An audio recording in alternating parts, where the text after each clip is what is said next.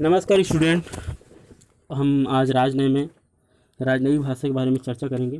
तो राजनयिक प्रक्रिया में जहाँ एक और राजनयिक की कार्यप्रणाली, उसके अधिकार एवं कर्तव्यों का महत्व पाया जाता है, वहीं राजनयिक भाषा का अपना विशिष्ट महत्व होता है। राजनयिक भाषा के मुख्यतः 3 अर्थ होते हैं। सबसे पहला अर्थ है वह भाषा जिसके प्रयोग के माध्यम से क्या करता है, अपना वार्तालाप करता है या पत्र व्यवहार करता है, जैसे कि अंग्रेजी, फ्रेंच या लैटिन है, जो आधिकारिक रूप से क्या किया गया है, इसे राजनयिक भाषा के रूप में स्वीकार किया गया है। दूसरा अर्थ वो होता है कि वे वाक्य या शब्द जो राजनीतिक व्यवहार में परंपरागत विशिष्ट अर्थों में प्रयुक्त होते चले आ रहे हैं, उसे भी क्या माना जाता है, राजनयिक की भाषा माना जाता है। तीसरा आता है कि न्यून कथन, अर्थात ऐसे शब्द जिनका प्रयोग सर्वसाधारण को बहुत ही कोमल और विशिष्ट लगे, किंतु जिनका राजनयिक भाषा में अत्यंत कठोर अर्थ निकाला जाता है, ऐसे शब्दों का प्रयोग को भी क्या कहा जाता है, राजनयिक भाषा के रूप में जाना जाता है। कहने का मतलब है कि साधारण के तौर पर हम अगर देखें तो हम किसी भाषा, अंग्रेजी में अगर बोलते हैं, अंग्रेजी में या छत्तीसगढ़ी में भाषा में बोलते हैं, अगर प्रेम से बोलते हैं तो उसका भी एक अलग अर्थ होगा भाषा का। मगर हम उसी भाषा को अगर प्रेम से किसी दूसरे व्यक्ति को बोलते हैं, उसको चोट गहरी पड़ते हैं, तो उसको भी क्या माना जाएगा, एक भाषा के रूप में उसे स्वीकार किया जाएगा, भाषा माना जाएगा। इसकी बात करने का जो तरीका है, भाषा इसी प्रकार का है। कहने का मतलब ये है कि राजनयिक में क्या है, भाषा का उपयोग भी क्या है, एक विशिष्ट महत्व रखता है, उसके अलग अलग अर्थ निकाले जा सकते हैं। अंग्रेजी और फ्रेंच और लैटिन अगर भाषा के बारे में अगर जानें तो एक ऐतिहासिक तथ्य है कि किसी भी राष्ट्र की जातीय, राजनीतिक, सत्ता, संस्कृति और सभ्यता के महत्व की वृद्धि, प्रचार तथा प्रसार के साथ साथ क्या करते हैं, उसकी भाषा का क्या है कि उसी के अनुरूप से विस्तार होता जाता है। और उस भाषा का स्थायित्व उसकी खुद की प्राण शक्ति तथा उस राष्ट्र की जाति की अंतर शक्ति की निर्भरता है।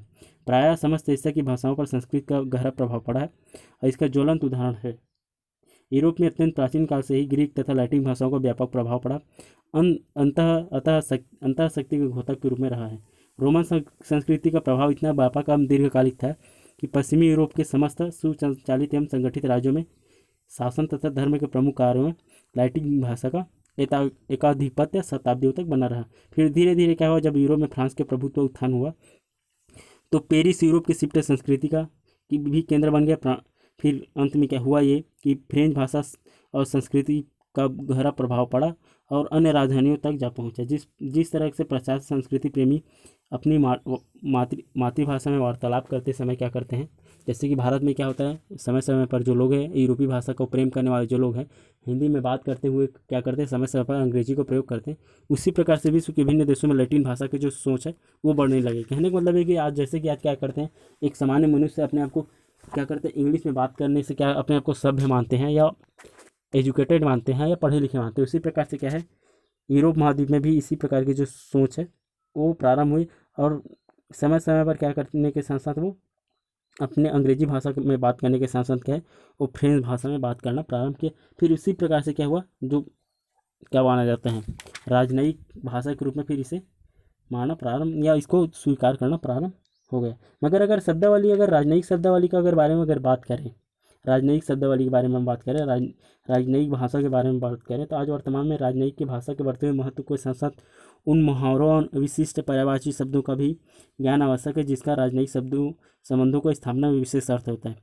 कहने का मतलब है कि प्राचीन समय में प्रचलित राजनयिक शब्दावली का उतना महत्व नहीं है जो पहले था। फिर भी कुछ ऐसे शब्द है जिसका आज भी प्रयोग हो रहा है। उसमें से कुछ अगर देखें तो सबसे पहला आता है एग्री विचारे।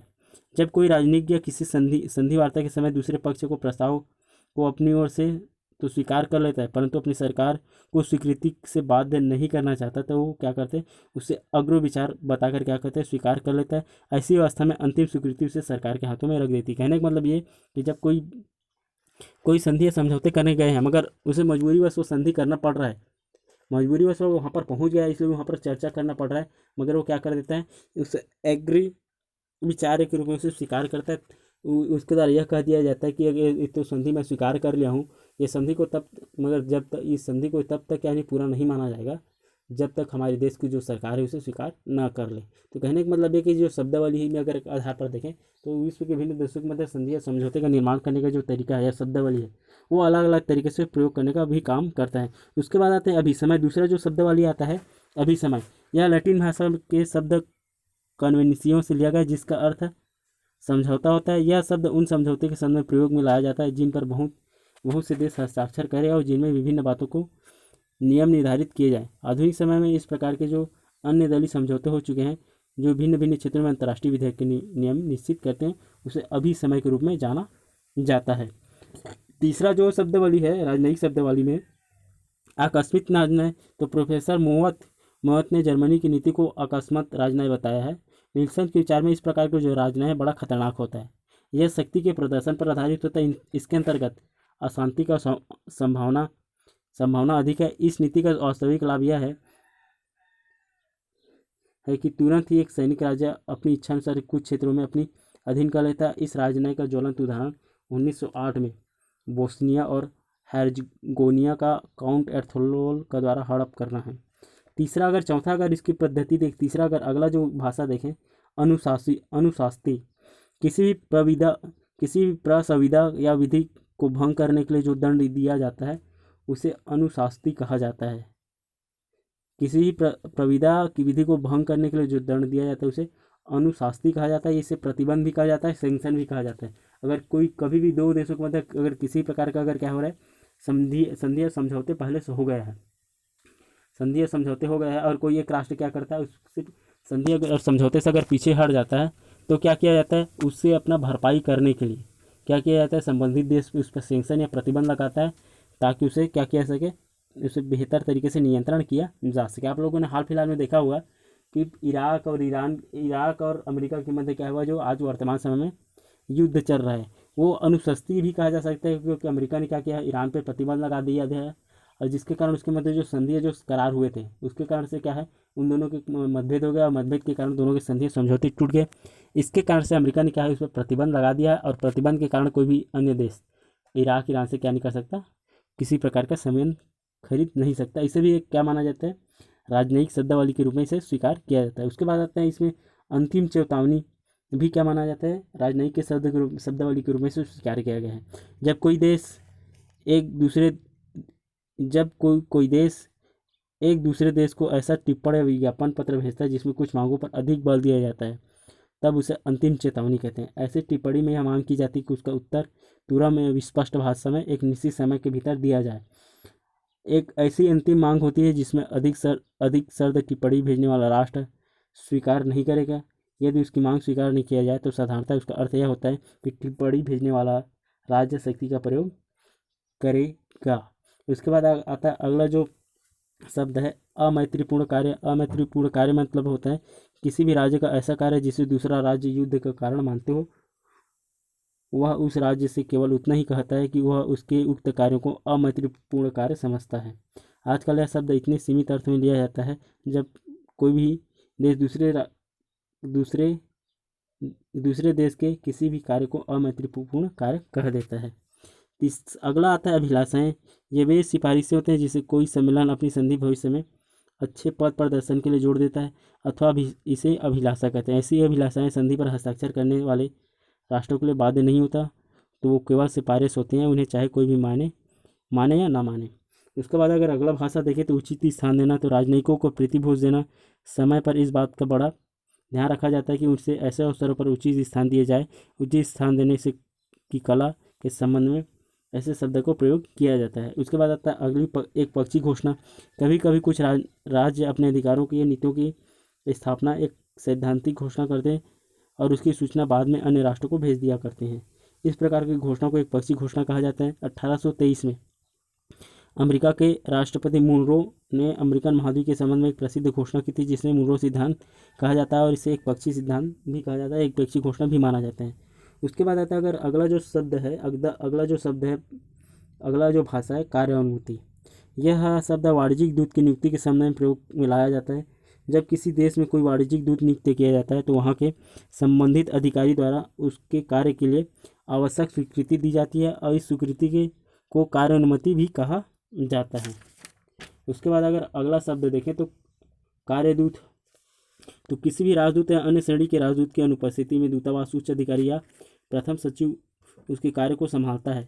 ऐसे समय में वह दूतावास के मुख्य बन जाता है और वह परिग्रह राज्य को पत्र व्यवहार करने के अधिकारी हो जाता है और उसे अपनी सरकार को सूचनाएं रिपोर्ट भेजने का अधिकार मिल जाता है। और महान राज्य साधारणतः दूसरे राज्य को राजदूत स्तर के राजनयिक के भेज देते हैं। यदि किसी भी देश में नाराजगी हो तो वहाँ पर राजदूत न भेजकर क्या करते हैं, कार्यदूत से ही काम चलाया जाता है। कहने का मतलब ये है कि कार्यदूत की नियुक्ति के लिए परिग्रह राज्यों की अनुमति की आवश्यकता नहीं थी। कार्यदूत सबसे कनिष्ठ स्तर पर राजनयिक होता है क्योंकि राजदूतों को नियुक्त करने के लिए अधिक व्यय होता है और उसके संबंध में पद आदि के लिए वाद विवाद खड़े हो जाते हैं, इसलिए कार्यदूत की श्रेणी स्थापित की जाती है। अगला जो भाषा अगर देखें तो चरमाधिनियम, तो अंतर्राष्ट्रीय सम्मेलन के अंत में उसकी कार्यवाही का संक्षिप्त लेख सम्मेलन की सम्मति तथा उन संधियों को सही जिन पर हस्ताक्षर किए गए हो उससे चरमाधिनियम कहा जाता है। कहने का मतलब एक अंतर्राष्ट्रीय सम्मेलन के बाद अगर किसी लेख पर अगर साइन किया जाता है, जितने भी वहाँ पर उपस्थित अधिकारियाँ हैं या वहाँ पर उपस्थित क्या है कूटनीतिज्ञ है, अगर उसके द्वारा साइन किया जाता है तब उसे क्या कहा जाता है, उसे कूटनीतिक भाषा में चरमाधिनियम कहा जाता है। उसके बाद अगर अगला जो भाषा देखें कूटनीति की, तो टिप्पण एक राजनयिज्ञ के द्वारा विदेशी राज्यों को लिखे गए औपचारिक संदेश को टिप्पण कहा जाता है। यह मुख्यतः 3 प्रकार के होते हैं: सामूहिक टिप्पण, एकसम टिप्पण, मौखिक टिप्पण। तो सामूहिक टिप्पण किसी भी विषय पर विभिन्न राज्यों के राजनयिक प्रतिनिधियों द्वारा संयुक्त रूप से विभिन्न राज्यों के राजनयिक प्रतिनिधियों द्वारा संयुक्त रूप से हस्ताक्षरित टिप्पण गंभीर अवसरों पर ऐसे टिप्पण प्रस्तुत किए जाते हैं।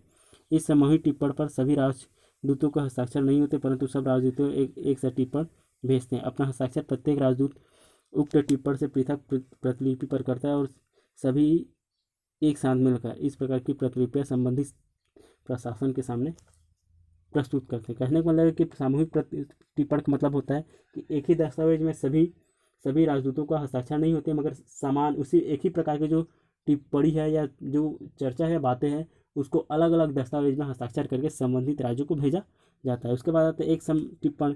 इसमें टिप्पणियों में अलग अलग प्रतिलिपियों में सारांश एक सा होगा, किंतु समस्त टिप्पणियों का एक सा होना आवश्यक नहीं है, ये पृथक पृथक समय पर भी दिया जा सकता है। उसके बाद आते हैं मौखिक टिप्पण। इस टिप्पण का उपयुक्त हस्ताक्षर नहीं किया जाता, किंतु इसके अंत में प्रचलित सौजन्य अवश्य व्यक्त किया जाता है। उसके बाद आते हैं डॉलर राजनय। तो इन शब्दों को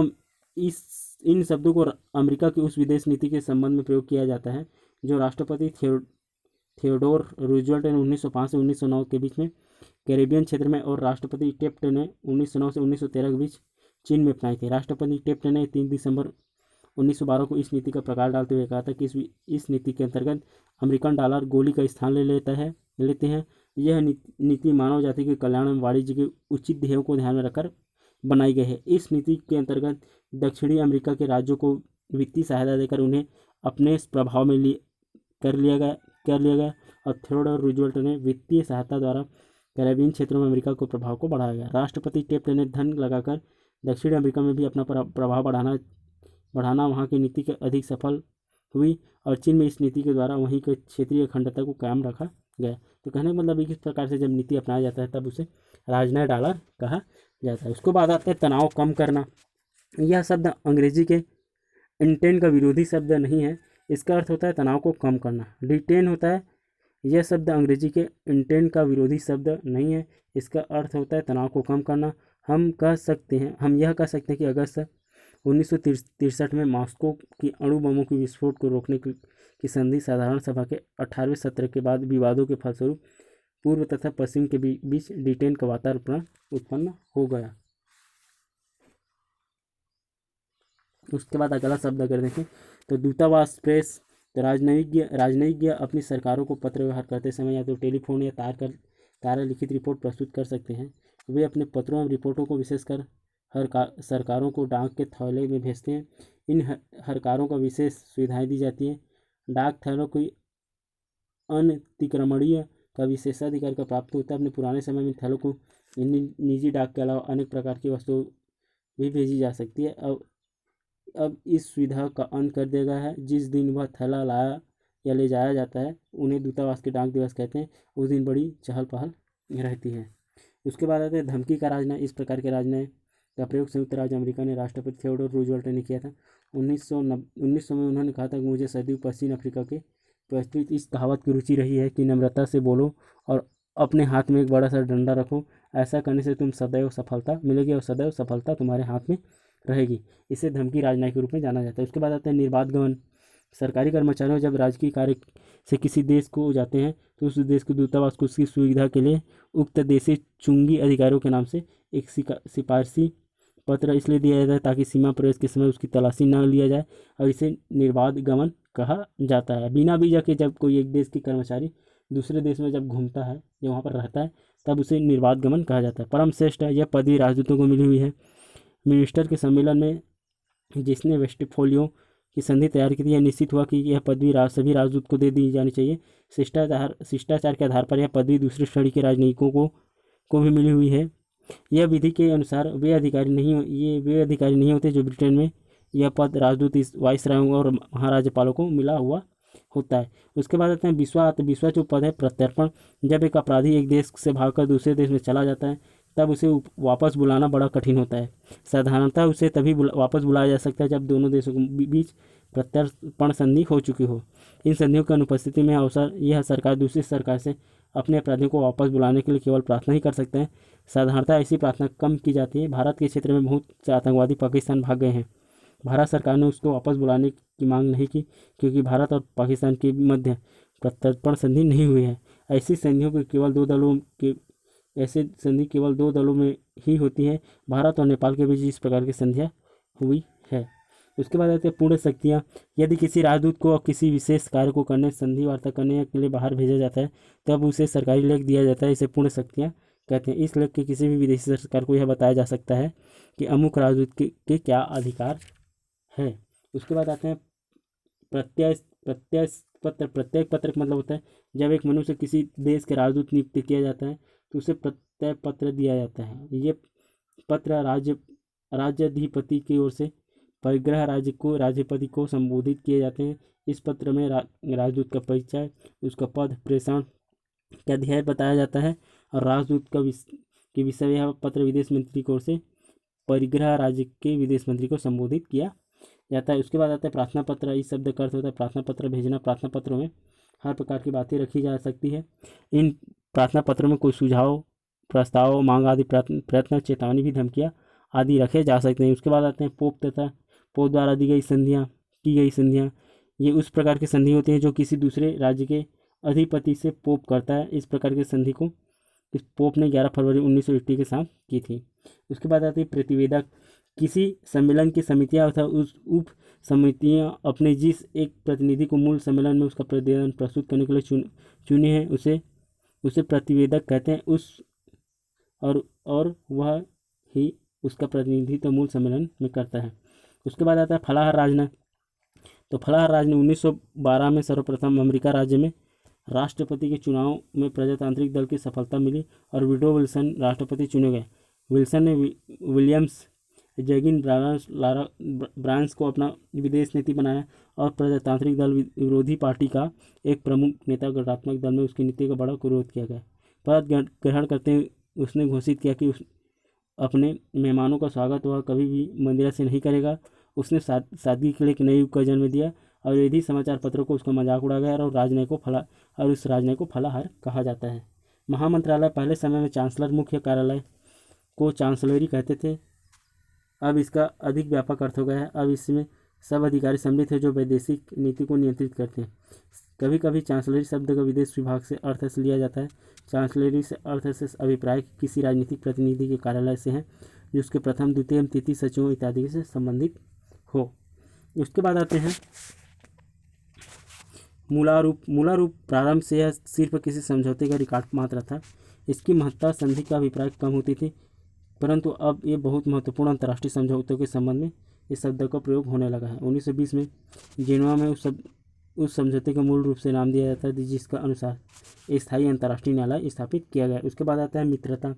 तो 1904 में फ्रांस में लैटिन ब्रिटेन के बीच इस फैसले संबंधित जिसके द्वारा दोनों देशों की उम्मीद उत्पन्न की गई और सर J.R. मैरिट के शब्दों में यह समझौता विश्व इतिहास के एक नए युग के रूप में प्रारंभ करता है। उसके बाद आते हैं युद्धमान अधिकार। यह राजनय के संबंध में कम प्रयोग आते हैं, यह अंतर्राष्ट्रीय विधि में अधिक प्रयोग किए जाते हैं। इन अधिकारों की समस्या 19वीं शताब्दी में आरंभ में उत्पन्न हुआ और उस समय अनेक दक्षिण अमेरिका के राज्य अपनी स्वतंत्रता के लिए संघर्ष कर रहे थे और ब्रिटेन और संयुक्त राज्य अमेरिका ने इस संबंध में निश्चित नियम बनाने की आवश्यकता को अनुभव किया। ऐसे राज्यों को उपनिवेश समझना उचित नहीं है। कुछ महान राष्ट्रों ने उसकी मान्यता देना प्रारंभ कर दिया। इस मान्यता के फलस्वरूप विद्रोह करने वाले राज्यों को अधिकार दे दिए गए और उन्हें अंतर्राष्ट्रीय विधि का भाग बना दिया गया। इस विरोधी राज्यों को जहाज मान्यता देने वाले राज्यों को बंदरगाह में आ सकते थे और वे ऋण भी ले सकते हैं। यह भी अधिकार था कि वे समुद्र के बीचों बीच जहाज में प्रवेश कर सकते हैं और उसकी जांच पड़ताल कर सकते हैं। यह अधिकार उन्हीं विद्रोही राज्यों को दिए जाते थे जो एक निश्चित भूमि पर दृढ़ सैनिक संगठन स्थापित कर लें और गृह की स्थिति उत्पन्न कर दें। इस प्रकार की मान्यता देने के दृढ़ नियम नहीं थे। उसके बाद आता है युद्ध कारण। यह किसी राज्य को ऐसा उत्तेजनात्मक कार्य होता था जिसके अनुसार राजा को युद्ध घोषित करने के न्यायोचित अधिकार प्राप्त हो जाए। पाटन के अनुसार से ऐसा मामला जिसके आधार पर युद्ध घोषित करना उचित हो काउंसिल बेली कहलाता था, यह युद्ध कारण कहलाता था। उसके बाद आता है अगर अगला देखें तो राजपरिश्रय एक राजनयिक प्रेषण का राजप्रश्रय देने का अधिकार है। राजप्रश्रय ऐसे मनुष्यों को दिया जाता सकता था जो अन्याय के भय से दूसरे राज्यों में शरण लेना चाहते हैं, परंतु इसका संबंध कोई निश्चित नियम नहीं हो। यह लगभग निश्चित ही है कि ऐसे मनुष्य को जिन पर साधारण अपराधों का दंड लगाया गया है और दूतावास में शरण लो, तो राजनयिक यह कर्तव्य है कि प्रार्थना पर वह मनुष्यों को वापस दे दे। और साधारण नियम यह है कि राजप्रश्रय केवल राजनीतिक शरणार्थियों को दिया जा सकता है। उसके बाद आते हैं राजनयिक निकाय। एक देश में जितने राजनयिक होते हैं उन सबको मिलाकर राजनयिक निकाय कहते हैं। इस निकाय का प्रमुख व्यक्ति दूत वरिष्ठ कहलाता है। यदि किसी देश में पोप राजनयिक प्रतिनिधि हो तो उसे ही यह स्थान दिया जाता है कि यदि किसी देश में पोप का प्रतिनिधि ना हो तो सबसे वरिष्ठ राजदूत को वरिष्ठ बनाया जाता है। उसके बाद आते हैं राजनयिकों का विशेष अधिकार। तो सब देशों में राजनीतिकों को विशेष अधिकार प्रदान किया जाता है, उन्मुक्तियाँ मिली होती है। उनके व्यक्तित्व निवास स्थान पर हर प्रकार की रक्षा की जाती है और उन्हें कर आदि देने के नहीं पड़ते। उसके विरुद्ध दीवानी और फौजदारी मुकदमा नहीं चलाया जा सकता और उन्हें अदालत में गवाही देने के लिए भी मजबूर नहीं किया जा सकता। उसके बाद आते हैं अगर राज्य का कारण। तो राजनयिक एवं राजनीतिक सिद्धांत के अनुसार से राज्य का महत्व व्यक्तिगत नैतिक से भी अधिक समझा जाता है और राज्य कारण कहलाता है।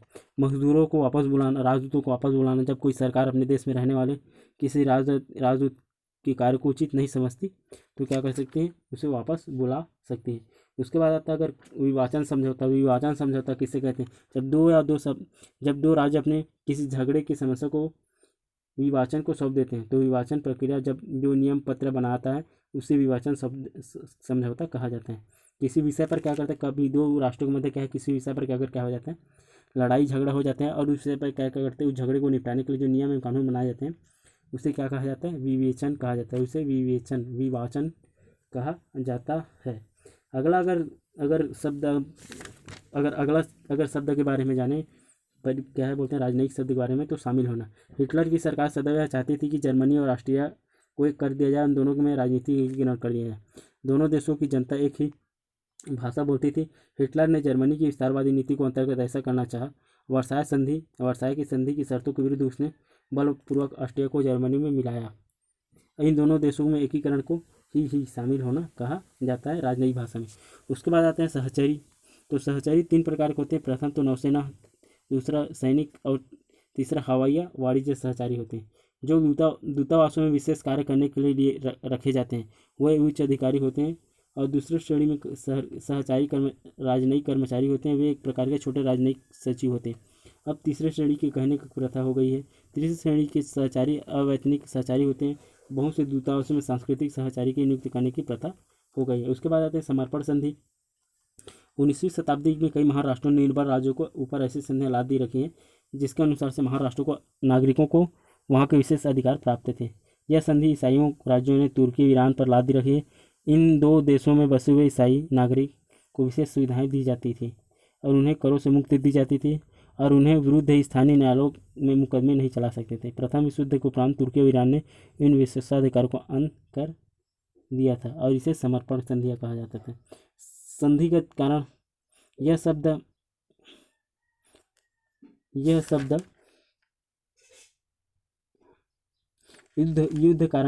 युद्ध कारण से भिन्न है। यह एक आक्रमणकारी कार्य होता है। ऐसा कार्य होता है जिसके फलस्वरूप कोई भी राज्य अपने मित्र राष्ट्रों से यह मांग कर सकता है कि उसके साथ की गई पारस्परिक सहायता की संधि के अनुसार से उसे सहायता दी जाए। 1856 में पेरिस की संधि में यह दिया हुआ था कि यदि संधिगत कारण उपस्थित हो जाए तो संधि का हस्ताक्षर करने वाला राज्य अपनी नौसेना और सैनिक टुकड़ों को निश्चित मात्रा में सहायता देने के रूप में देंगे। भारत सरकार ने सुरक्षा हेतु भूटान से संधि कर रखी है। यदि चीन इन राज्यों पर आक्रमण करे तो यह राज्य सुरक्षा संधियों के आधार पर भारत सरकार इन संधियों पर अमल करने की मांग कर सकते हैं। ऐसी स्थिति में संधिगत कारण कहते हैं। उसके बाद आता है, अगला आता है समनुमोदन। तो पुराने समय में जब एक निश्चित राजनयिक किसी दूसरे राज्य को भेजा जाता था तो उसके लिए परिग्रह राज्य की अनुमति आवश्यक नहीं थी, परंतु कई अवसरों पर परिग्रह राज्यों में अपने विचारों में मेल न खाने व राजदूतों को अस्वीकार करना प्रारंभ कर दिया। इस कारण से राजदूतों की नियुक्ति करने वाले राज्यों को बड़ी परेशानी हुई। इससे बचने के लिए राज्यों ने एक नवीन साधन अपनाया। एक राजदूत की किसी भी देश में भेजने से पहले परिग्रह राज्य की अनुमति मांग ली जाती है। यदि कोई परिग्रह राज्य किसी मनुष्य के विरुद्ध आपत्ति उठाता है तो उसे वहाँ के राजदूत नियुक्त नहीं किया जा सकता, और परिग्रह राज्य अनुमति मांगने के लिए समनुमोदन कहते हैं। उसके बाद अगर राजनयिक भाषा अगर देखें तो सम्मेलन और सभा है। इन दोनों शब्दों में से अधिक अंतर नहीं है। दोनों की बैठकों में ही अंतर्राष्ट्रीय विषयों के संबंध में प्रतिनिधियों द्वारा जल विवाद होता है और राजनीतिक, आर्थिक एवं सामाजिक प्रश्नों पर विचार किया जाता है। सभा शब्द का प्रयोग केवल उन्हीं बैठकों के लिए किया जाता है जहाँ पर बैठक विभिन्न देशों के प्रतिनिधि युद्ध की समाप्ति पर शांति व्यवस्था स्थापित करें और क्षेत्रों पर फिर से बंटवारा करें। उदाहरण के तौर पर अगर देखें तो 1856 की पेरिस की सभा में अपना कार्य प्रारंभ करते समय अपने को एक सम्मेलन बताया, और परंतु कुछ समय बाद बिना कोई कारण बताए हुए अपने को सभा कहा। पुराने समय में सभाओं और बैठकों साधारण रूप से तटस्थ स्थानों पर होती थी और मध्यवर्ती व्यक्ति उसके सभापति बनाए जाते थे। 19वीं शताब्दी में सभाएं किसी महाराष्ट्र की राजधानी में होती थी और वहाँ के विदेश मंत्री उन बैठकों का सभापतित्व ग्रहण करता था। सबसे प्रथम बैठक जिसे सम्मेलन का नाम दिया गया वह यूनान के विषय पर विचार करने के लिए 1827 से 32 में हुई। कैनिन ने सभा को सम्मेलनों में अंतर बताने का प्रयत्न किया। 1924 में उन्होंने कहा, सभा में सम्मिलित होने वाले प्रतिनिधि तो विचारक होते हैं और सम्मेलन में भाग लेने वाले प्रतिनिधि केवल सलाहकार होते हैं। वर्तमान समय में अंतर्राष्ट्रीय बैठकों को साधारणतः सम्मेलन ही कहा जाता है। द्वितीय विश्व युद्ध के बाद इस प्रकार के शांति सम्मेलन 1946-47 में पेरिस में हुआ और संयुक्त राष्ट्र संघ के चार्टर को तैयार करने के लिए संयुक्त राष्ट्रों के बैठक सैन फ्रांसिस्को में हुई। उसे अंतर्राष्ट्रीय सम्मेलन का नाम दिया गया। उसके बाद आते हैं समूह देष्टा या काउंसलर कहा जा सकता है। दूतावासों में वरिष्ठ सचिवों को समुपदेष्टा या काउंसलर की पदवी दी जाती है। महत्वपूर्ण दूतावासों में विशेषकर पेरिस या वाशिंगटन में इस अधिकारी को मंत्री के स्तर पर समझा जाता है और राजनयिक प्रेषण के मुख्य अनुपस्थिति में वह कार्यदूत का भी कार्य कर सकता है। उस पर बात आता है स्पष्ट भाषा में